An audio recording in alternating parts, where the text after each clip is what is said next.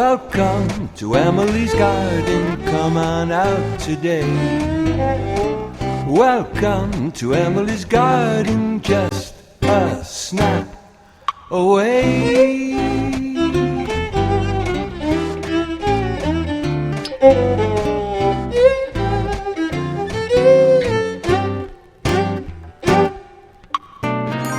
In this place, life is celebrated.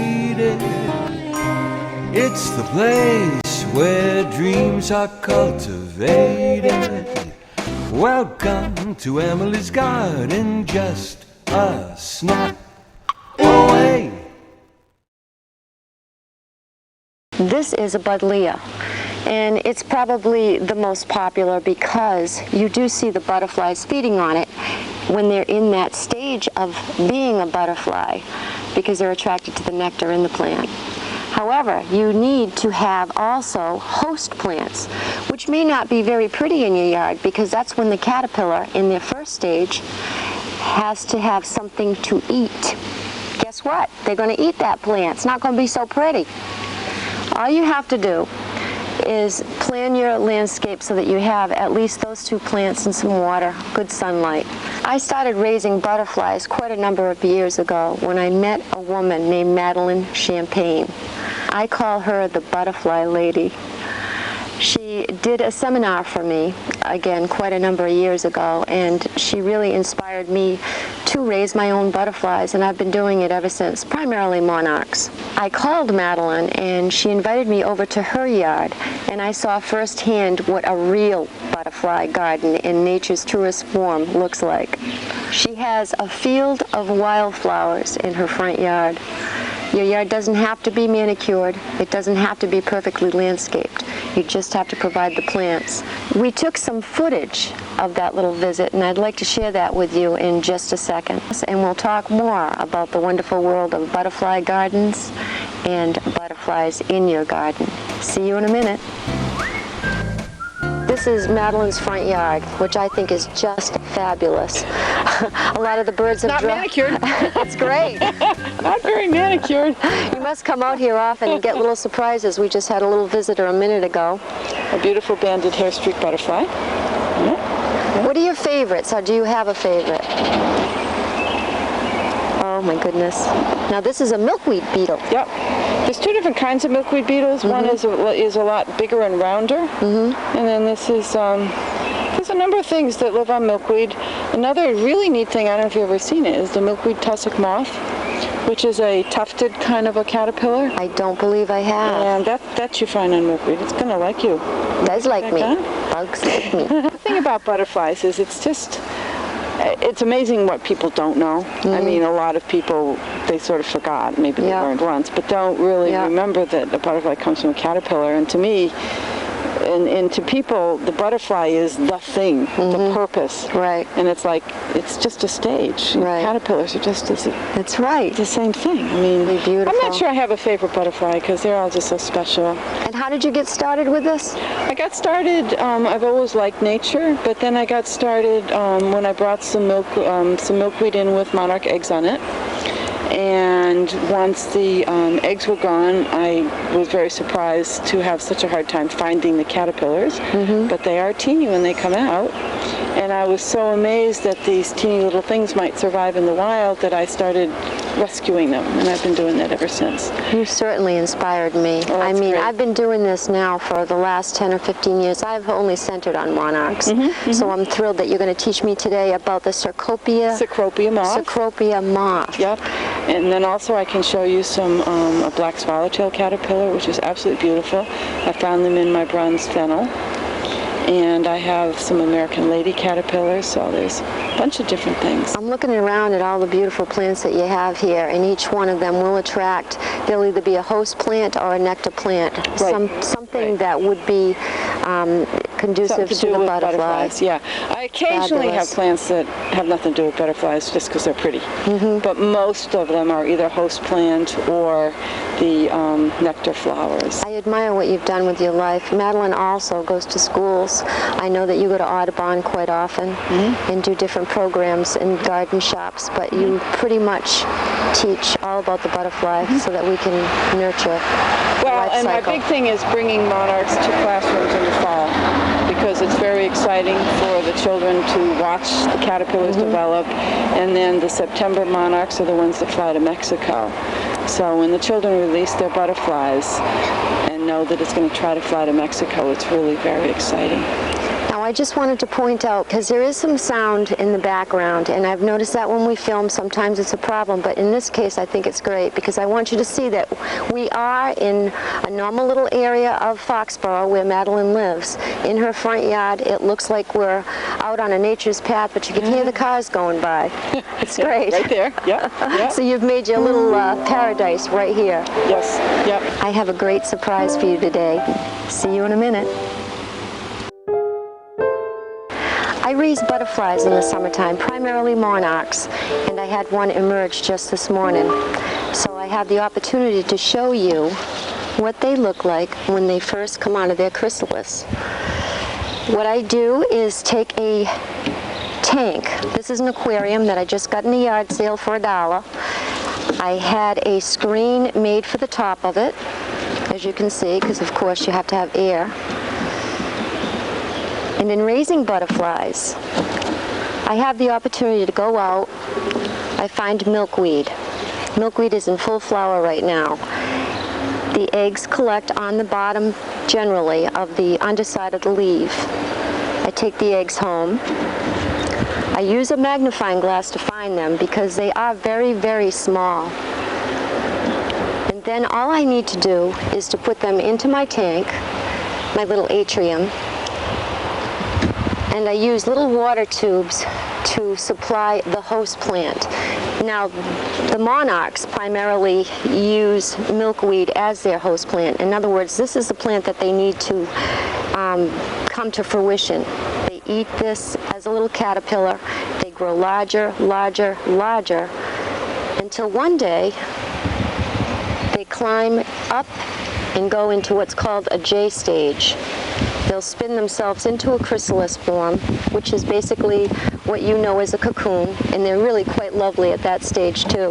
When they turn black and then translucent, they're getting ready to emerge. And as you can see, this one has done so. They're really quite lovely. Now, milkweed can be propagated usually from seed. It has got quite a long taproot, so it doesn't transplant well. So you probably want to take some of those pods in the fall, dry them out, and propagate them so that you can have the host food right in your backyard if you'd like to. Now, the butterfly signifies new life. And there's a wonderful Indian butterfly legend that I'd like to share with you today as I release this butterfly. And what it tells you is that since the butterfly cannot speak, if you voice your wish to the butterfly before you release it, it will fly to the heavens and you'll be granted your wish. So now this little character has been out for a little while, and as you can see, when the sun comes out, she's flapping her wings. Usually there's a time where I have what I call a photo session. They're very lethargic at first. This one, however, has been out for a while. I don't know if she's going to let me handle her, but we'll see. You never know what's going to happen. Okay. Shellabella petricella metamorphous caterpillar. Come on, sweetheart.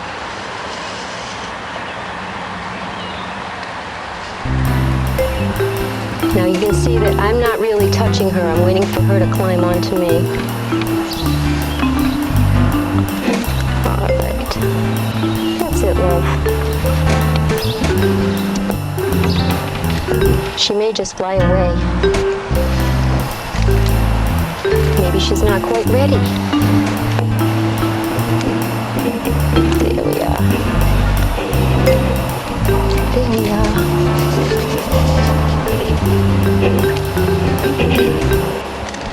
She's gonna fly away. Put this down.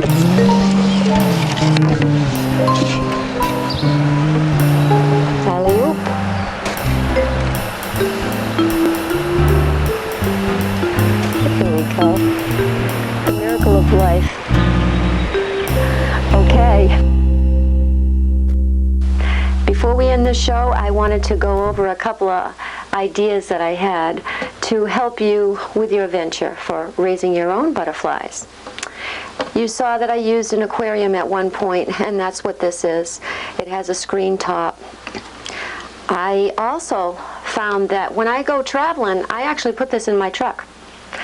All it is, as you can see, I enjoyed a sundae one day, and I thought I could use this if I put a little piece of foam and a water tube inside of it if I should spy some milkweed along the roadside. And I can fill it up with water, keep it handy,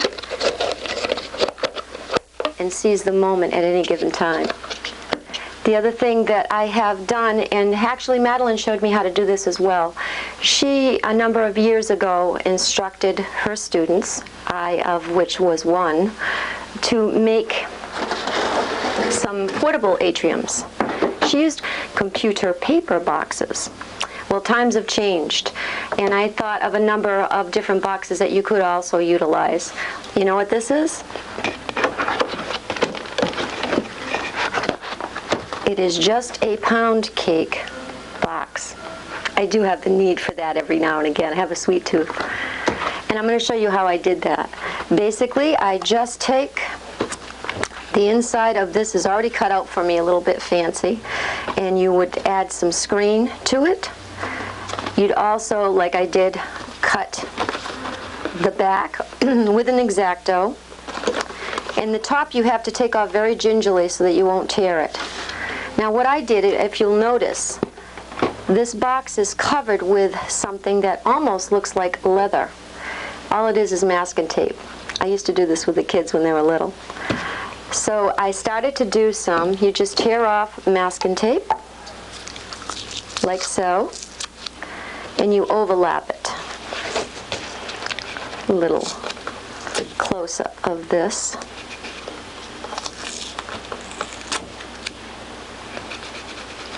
Simple, huh? You can do this. Then all you're going to do is grab some plain old shoe polish. You should wear gloves, but I'm not gonna. Rub it onto a napkin and rub. Now all of the overlaps actually create the design.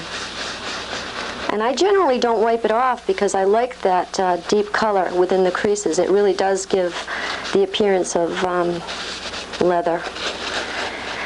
And all I did to finish this was take some Velcro, attach it to the top so I can keep my atrium closed. And inside, as you can see, I have another piece of foam and a water tube. You can also use film tubes. I don't know how readily available these are now in the age of digital cameras, but if you have some hanging around, grab them. And lastly, before we do end this segment, I wanted to show you a way of propagating your milkweed. I think I said a little bit earlier that they do have a very long taproot, so they're not easily transplanted. It's also fun to go and find them along the roadsides for a little venture when you're out. But if you want to have them in your yard like Madeline does, you will get a milkweed pod. And I wanted to show you something that you could do with the silk. This is actually how they do propagate in the wild. They fly around. You've seen these before. Well, gather those seed pods. Gather the seeds, and you can sow them inside so that the taproot is in a peat pot ready to go, and you will have a cultivated garden. However, they are a weed. A weed is but an unloved flower, but you might want to keep it in a contained situation, so be aware of that before you do such a venture. And lastly, as not to waste, the silks actually can be used for another little project. If you notice, when I lay this on the leather, it makes a lovely pattern. And what I've done in the past is I've taken some pressed flowers and covered the pressed flowers with the silk with a dark backing, such as the leather I just used, and voila, you have another little project that you can use from the fruits of your labor. Well, okay, that does end our segment for today. I wish I may, I wish I might see a butterfly in flight.